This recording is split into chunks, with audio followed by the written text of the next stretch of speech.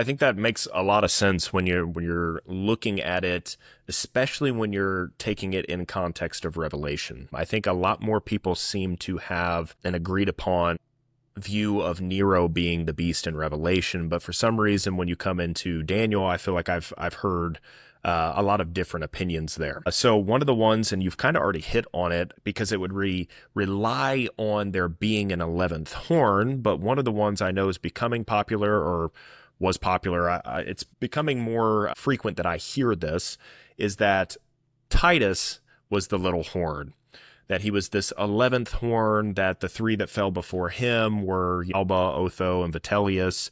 And they use that. Is there any way that you would combat that view? Obviously, outside you gave your positive case. Is there anything as to why you would deny that view? Would it be strongly because of the 10 horns? Well, I'm going to give you an explanation. Then I'm going to give you a counter argument that I've heard, which I think is valid. But people think there's a seeming contradiction between Daniel 7:8 and 7:24, but it's not a contradiction because the two verses have to mean the same thing, because one of them is the interpretation of the earlier one. So I had this question from a guy named Brian Godawa, who's a fairly well-known author. He's written some novels, and one on the Book of Revelation, which is kind of a novelization of the history of Revelation from a preterist view. It's very interesting. You can check out these books. But he says to me, he wrote a letter to me, and he says, I was going through the explanation of the little horn of Daniel 7. I can see that in verse 8, the little horn comes up among the other horns. If Nero is the sixth king of Revelation 13, that works because he's the sixth king that's in the middle. And if there's a king that comes up in the middle of the 10, it's either going to be 5 or 6, right? So that seems to align well. If he's among the line of kings, it sounds good. So your thesis works well, especially when you look into the fact that, he persecutes God's people. So you could say that Titus persecutes God's people, being the Jews. But I think this aligns much better with the preterist explanation of Revelation 17. And one of the things that's important to do is understand Daniel should be used to interpret Revelation. A lot of people will come up with an interpretation of Revelation, and they will try to retrofit it back into Old Testament prophecy. But that's actually backwards. What we have to remember is that John was a Jew reading Old Testament prophecy from a very Hebraic point of view. Like, Revelation is the most Hebraic book in the New Testament. It's the most Jewish book. It uses a lot of Hebrew idioms and a kind of Jewish thinking for that time.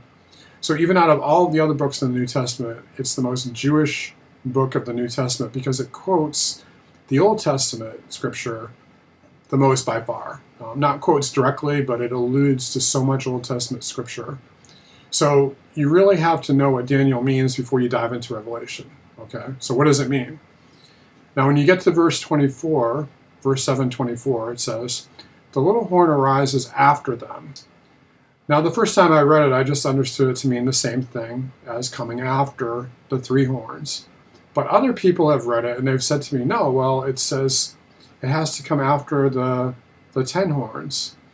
And what I say to that is it's better translated as it comes up in the midst of them rather than after them.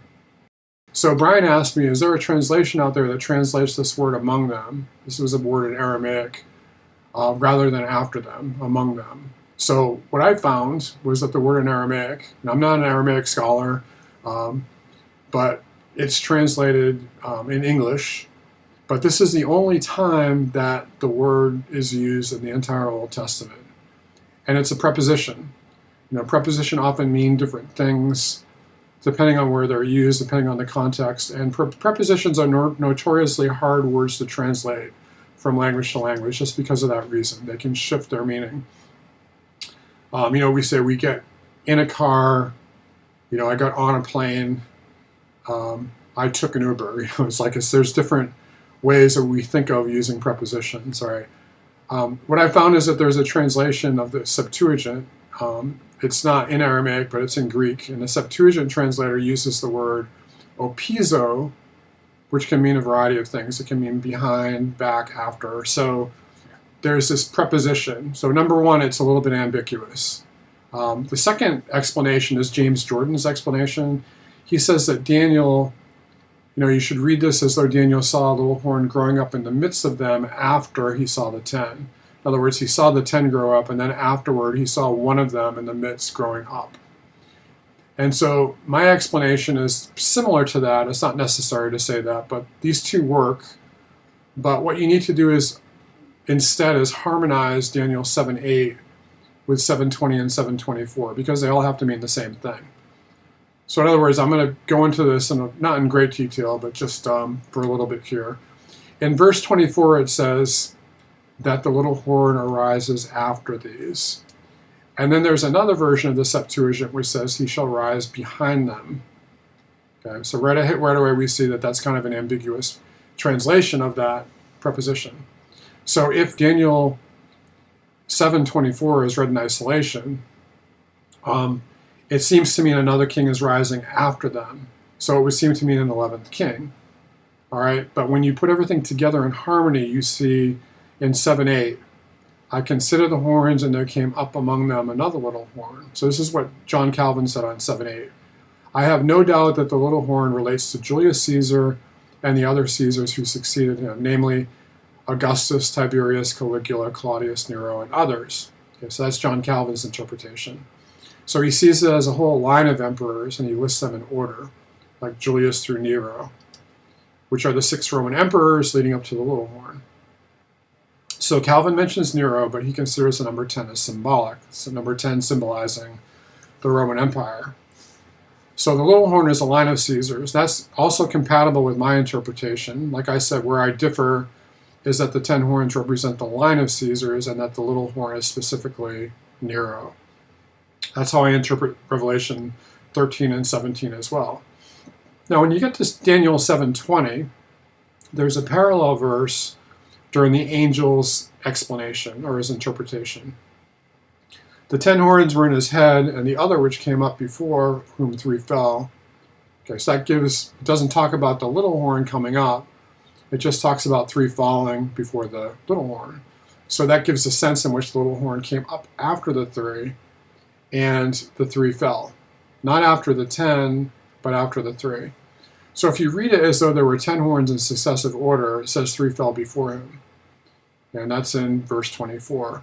So the question is the other little horn the 11th horn, or is it among them or between them?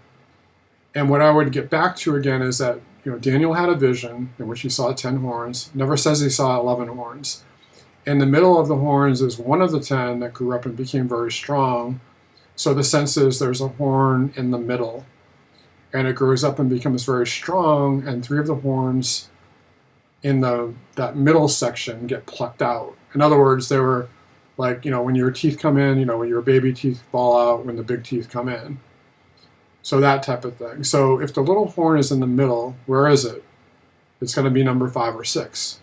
So it just so happens that the 6th of the Roman emperors is Nero. And that fits with the key argument that most preterists give, which is that in Revelation 17:10, John says the 6th king and most people say it's Nero. So the 6th king that now is the ruling emperor during John's time, which we believe was written during the time of the persecution of Christians during the time of Nero.